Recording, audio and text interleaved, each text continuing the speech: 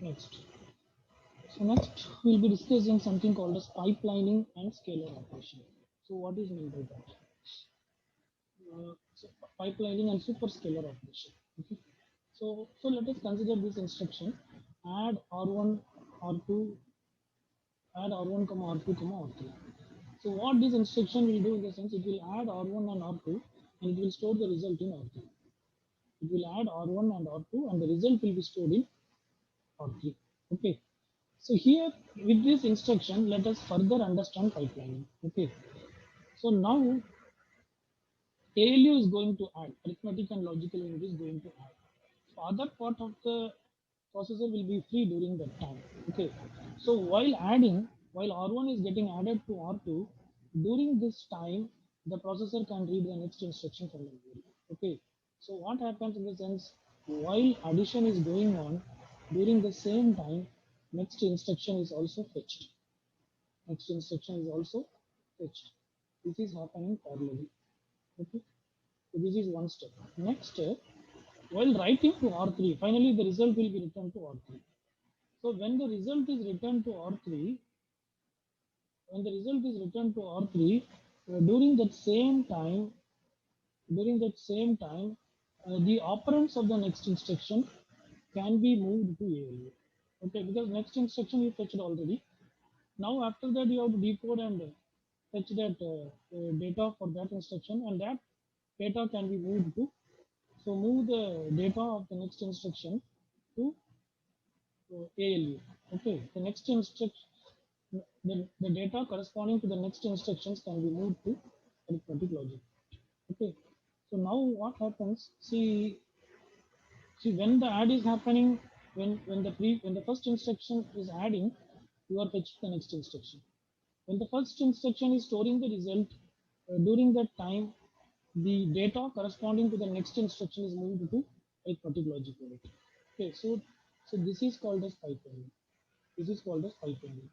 So this is possible if you have a sufficient number of functional units to perform these operations. Okay, if you have sufficient number of functional units to perform this operation. Okay, so now what happens in the sense, the time required, now the effective time is getting reduced. Now the effective time is getting reduced. Okay, so so this also means that instructions need not always execute one after another. Instructions are not necessarily executed one after another. Here actually, in your program maybe this is the first instruction and this is the second instruction, but in internally that is not happening. You are zigzagging the execution as long as the output does not change. Okay, so the processor is allowed to change the execution order also, but only thing it should ensure that the output should not change. Okay, okay. Here there is an important line: the value of s does not have to be the number of clock cycles to execute, uh, have to be the number of clock cycles to execute one instruction. Okay, so what does it mean? So what is yes? So yes we defined as the number of basic steps required for one instruction. Okay, this is the number of basic steps required for one instruction. Okay, so mm, assume that there are two instructions. Say instruction one. Say instruction one. So this instruction one has two basic steps. Instruction one has two basic steps.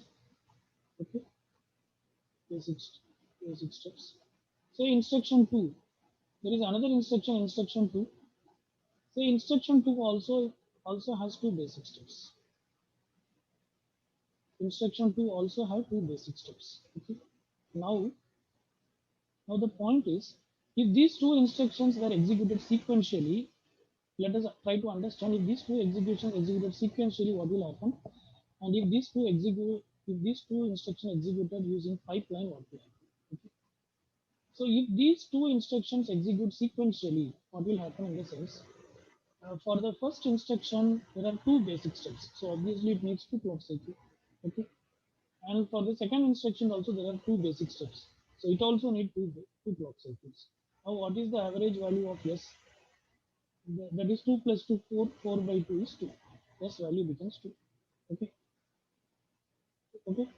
So that is what the statement means. The value of s doesn't have to be the number of clock cycles to execute one instruction. Here the value of s is equal to the number of clock cycles required to execute one instruction. Okay, because each instruction needs two basic steps, so it needs two clock cycles. Okay, this is for serial execution. But assume the processor supports pipelining.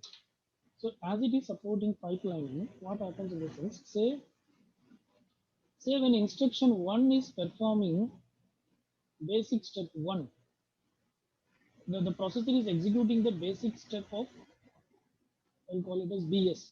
BS one of instruction one. Okay. During the same time, the processor may also execute the basic step one of instruction two. Okay. Now what happens? During one clock cycle, you are performing two operations. What are the two tasks? Basic step of one also executed during the same clock cycle, say T naught, and basic step one of instruction two also executed during the same clock cycle T naught.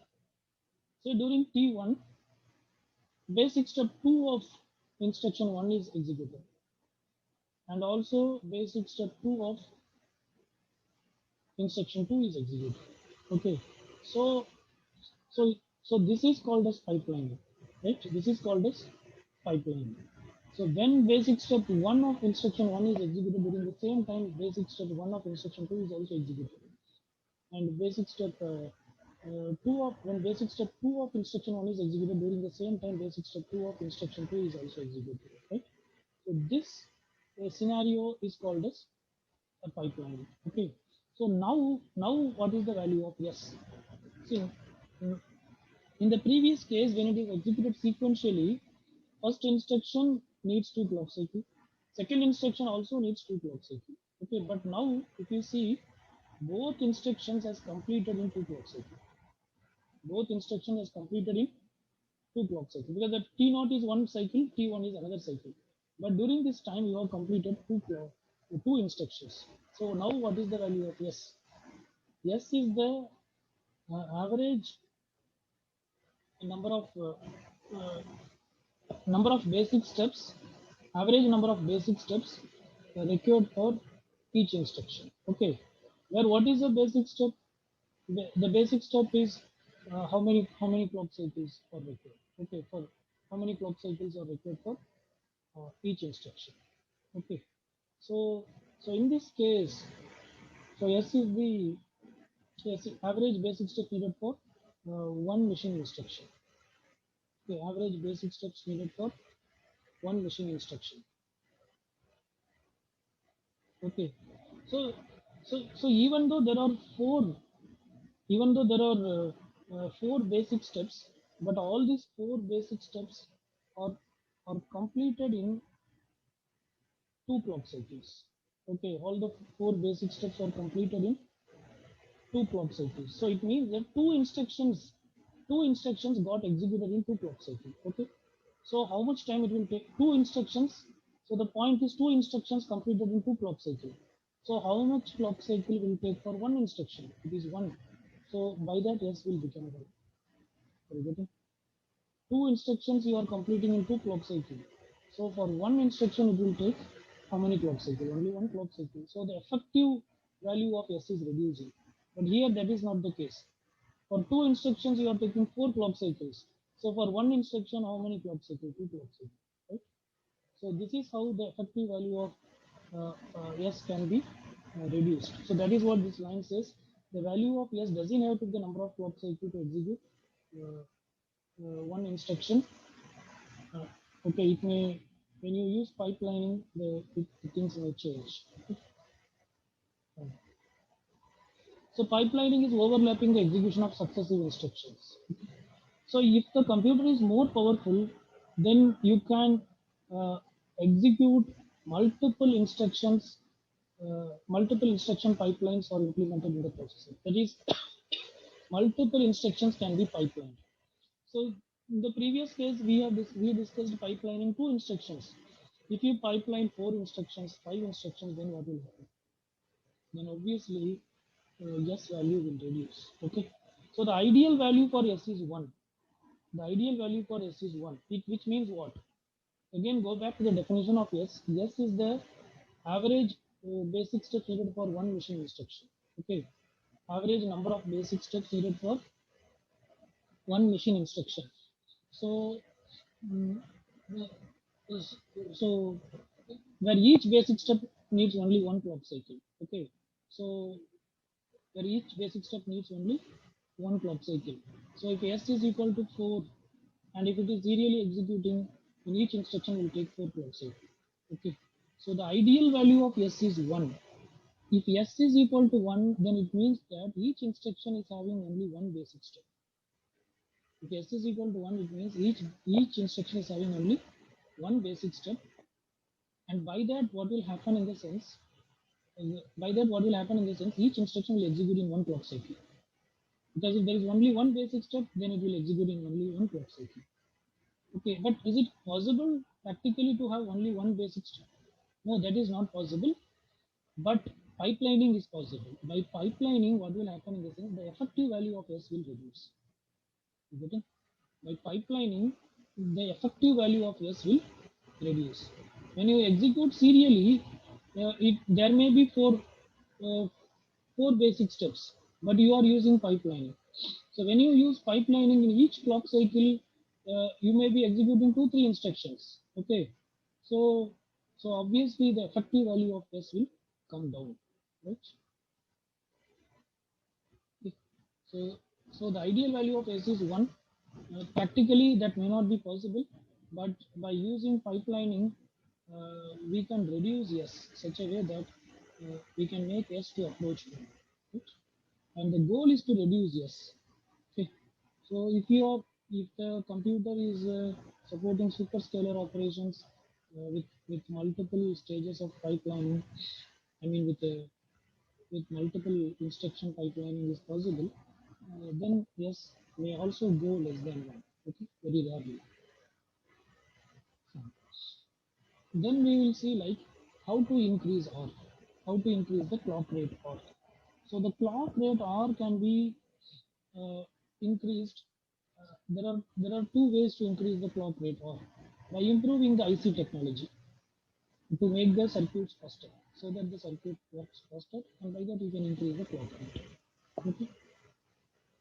So when you increase and there is another way to increase the clock rate by reducing the amount of processing done in the basic step.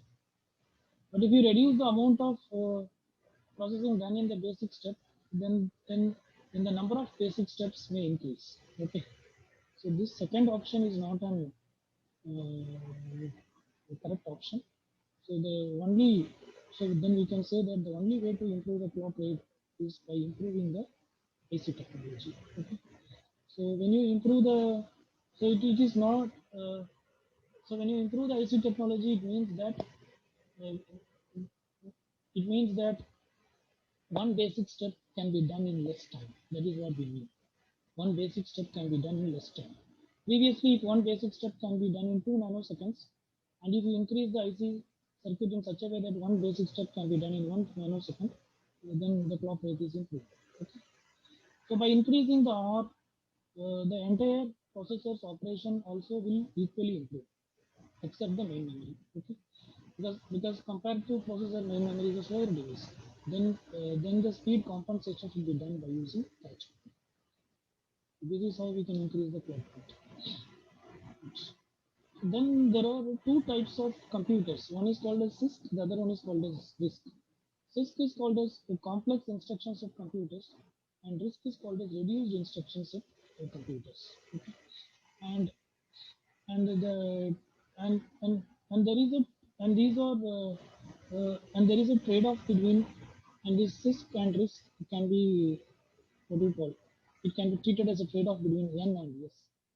What is N? N is the number of machine instructions to execute a particular program in a given round, and S is the average number of basic steps for an instruction. Okay, so previously we discussed that we can bring S close to 1. Okay, even though the number of basic steps per machine instruction may be considerably large. So this point you should understand.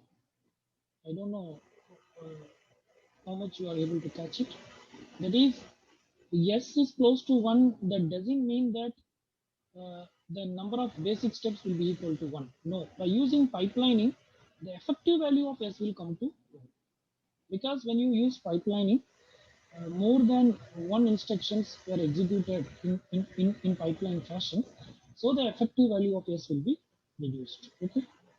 So when so S is close to, so you can bring S to close to 1 even though the number of basic steps may be larger. Okay. So it is much easier to implement efficient pipelining in processor with simple instruction set than in complex instruction set. Okay. So there are two types of computers. One is complex instruction set computer, another one is simple instruction set computer.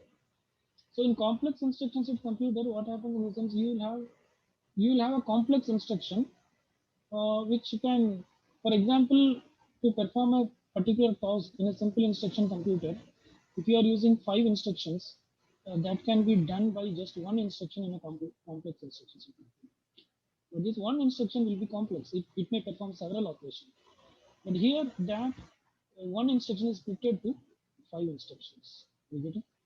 So so when compared to CISC and RISC machine, actually RISC with pipelining will produce better result.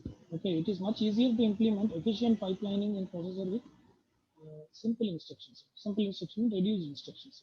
Okay, because even though there are 5 instructions, that is S value is 5. That is each instruction has uh, 5 basic steps, but you have pipelining. With pipelining, the effective value of S is reduced. Okay, but here even though you have one instruction, but this one instruction may take more than one clock cycle or 3, 4 clock cycles. So that's what we are trying to say here. Next is compiler. So, so the role of compiler is also crucial in deciding the performance of the computer. So the compiler is the one which translates the high-level language program into machine instructions. So to reduce n, it is to reduce the number of instructions that will be executed in a given round, we need an optimized compiler. So the optimized compiler is the one uh, which produced as reduced machine instructions as possible. So the goal is to reduce n and s. So, but actually, when you see compiler is not may not be designed for a specific processor. But if you but if you want a high quality performance from the compiler, then the compiler should be concerned about the processor. So it is not that if you write a compiler for one processor, it will give better result for another processor also. No, the compiler that is written for one processor may not give that good performance in other processor, right? So the compiler should be designed for specific processor actually to get better performance out of the computer. Okay. So finally, what we are discussing in the sense, so the performance measurement basically to measure T, the time required for a computer to execute an instruction. But computing with T is not that easy. So whatever we have understood till now, it is not that easy. It involves several parameters. Okay. So the computer engineers and scientists, what they thought is it is better to measure the performance of the computer by using some benchmarks. Benchmarks means what? Already you know that there is a powerful computer. Okay. So there is a powerful computer, PC1. We know, everybody know that it's a good computer. So say all the scientific community agrees that it's a good computer. Now we are manufacturing a new computer, PC2. Okay. Now when you want to compare the performance of PC1 and PC2, just you compare PC1 and PC2. You take some 10 programs. Okay. You take some 10 programs, execute all these 10 programs in PC1 and calculate how much time it takes, and then execute in PC2 how much time it takes, and then you can benchmark with respect to PC1. What is the performance of PC2? Is it increased or decreased, or is it matching that like that? So that is called as measuring the performance using benchmark. So this is a benchmark computer, which we already know. then compare with that. So how to do that? That we will discuss here. So measuring performance computer using benchmarks. So there is a non-profit organization called System Performance Evaluation Corporation, SPEC. Okay. They select and publish results for many commercially available computers based on this benchmark study. So for general purpose computers, a suite of benchmark was published in the year 1989. Again, it is modified and published in 1995 and in 2000. And the reference computer used were reference computer is the one whose performance is already known. The reference computer used was Spec 95. That is during the year 95. The one which is published in 95, for that the reference computer used was Sun Spark 10/40. This is the computer name. And for one that is published in 2000, Spec 2000, the reference computer used was Ultra Spark 10. Okay? So let us see how to measure the performance of a computer using this benchmark. It is given by this formula.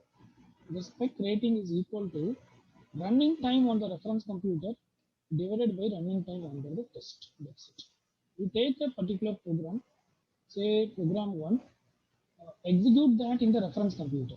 That is the standard benchmark computer. Execute in that. Measure the time, how much time it takes. Okay, say time t1, and execute the same program in the new computer which you want to test the performance. And what's the time? T2. T1 by T2 is the spec rating. Okay. So this is a simple formula, and this is generalized like this. So this is for one program, but with one program, you cannot decide the performance. So you take a set of programs. Say we take n programs. Okay, I is equal to 1 to n programs. For all these n programs, calculate the spec rating. For all these n programs, so spec I is nothing but the spec rating of first program. Spec I is nothing but the spec rate of ith program. Like that, you calculate from the first program to nth program, calculate the spec rate, and take the uh, calculate the spec rating for for all these programs, okay, and calculate like this. Okay. So this is the formula given. Okay. So, yeah. So this is how we calculate the spec rating. So this 1 by n is nothing but the square root.